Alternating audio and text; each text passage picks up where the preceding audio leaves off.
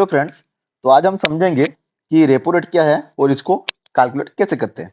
Repo rate repo rate का मतलब ये है कि कोई भी सेंट्रल बैंक, कोई भी कंट्री का सेंट्रल बैंक, उसका अंदर कंट्री के अंदर जो भी स्टेट बैंक्स हैं एंड जो कमर्शियल बैंक्स हैं, उनको जब पैसा का जरूरत पड़ता है और जो रेट ऑफ इंटरेस्ट पे उनको पैसा देता है, उस चीज को रेपो रेट बोलते हैं। जैसे कि हम हमारा देश में जो आरबीआई है, वो मान लो एसबीआई या एचडीएफसी बैंक या अदर कोई भी बैंक्स को अगर लोन दे रहा है, जो भी इंटरेस्ट रेट पे वो लोन दे रहा है वो लोग को, वो इंटरेस्ट रेट को हम रेपो रेट बोलते हैं। और ये चीज को आरबीआई अपना मैंडेटरी पॉलिसी जो होता है उसमें हर क्वार्टरली वो डिसाइड करता है, साल नहीं क्वार्टरली वो डिसाइड करता है। इन्फ्लेशन को देख के ये ऊपर नीचे करता रहता है। जैसे कि अभी हमारा रेपो रेट चल रहा है 5.25 बेसिक पॉइंट चल रहा है। ओके, रेपो रेट कैलकुलेट कैसे करते हैं?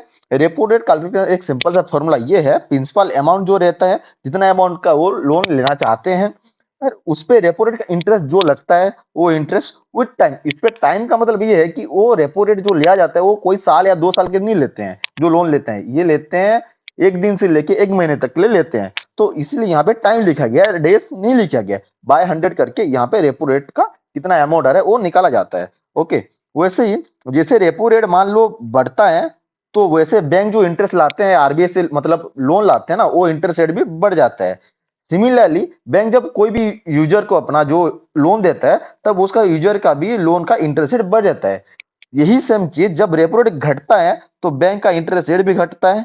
और जब बैंक दूसरा कोई यूजर को उसका जब लोन देता है, उसका भी इंटरेस्ट रेट कम जाता है। सिमिलरली यही चीज क्या होता है, जब रेपो रेट बढ़ता है तो बैंक का इंटरेस्ट रेट बढ़ जाता है, बैंक जो लोन लाता है।